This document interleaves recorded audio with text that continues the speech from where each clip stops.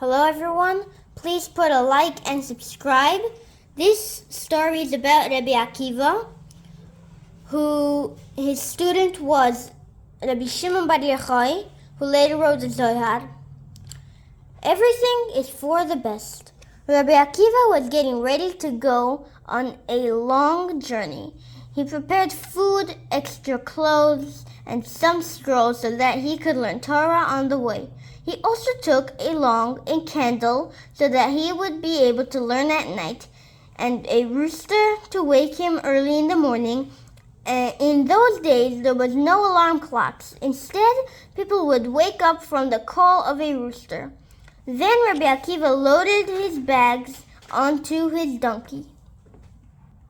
Now, Rabbi Akiva was ready. He got onto his donkey and rode for a long time. The sun set. It was getting dark.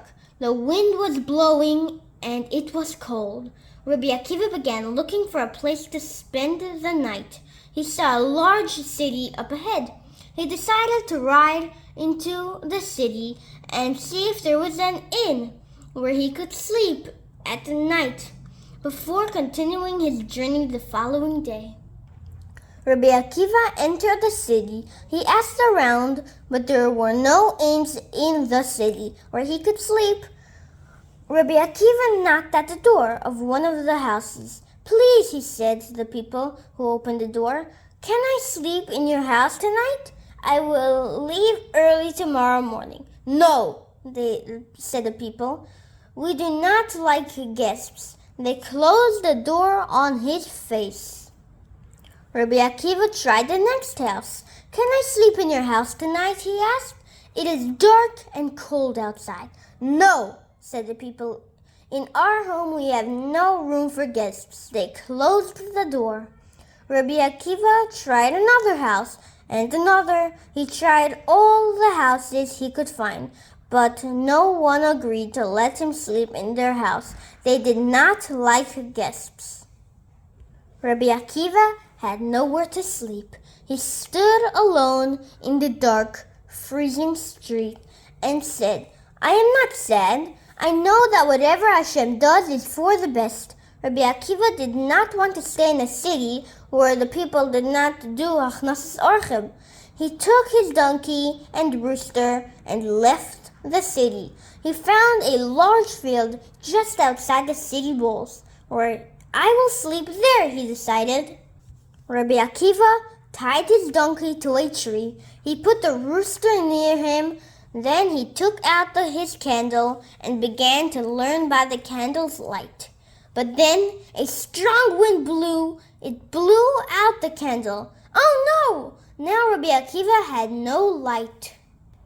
But Rabbi Akiva was not upset. "I know that whatever Hashem does is for the best," he said again. Suddenly, he heard a terrible roar coming from the forest behind him.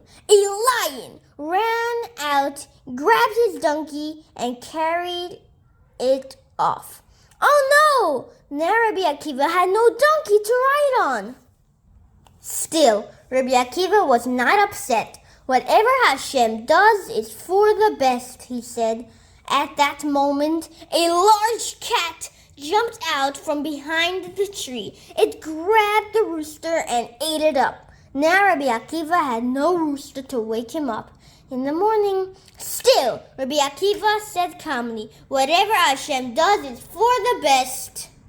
Rabbi Akiva sat in the dark field. He had no candle, no donkey, and no rooster. He did not know why all these things had happened to him, but he knew that whatever Hashem does is always for the best.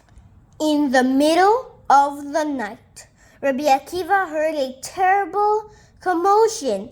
A group of robbers were running through the field towards the city.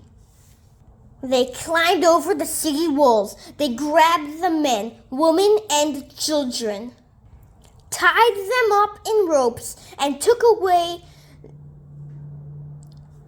the money. They were going to sell them as slaves. Rabbi Akiva saw all this from the field outside the city. He heard the robbers shouting and the people in the city crying.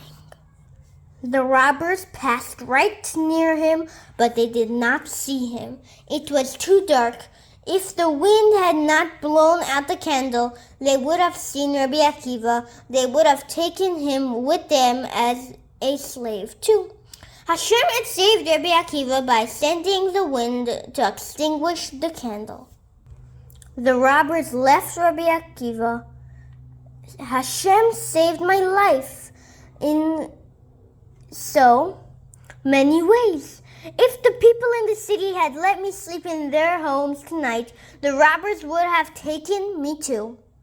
If the wind had not extinguished the candle, the robbers would have seen me. If the lion had not grabbed my donkey, the robbers would have heard it neigh and discover me. If the cat had not eaten my rooster, he would have crowed, and the robbers would have found me.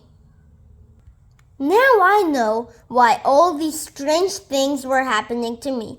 But now I know that Hashem was saving my life. Everything Hashem does is for the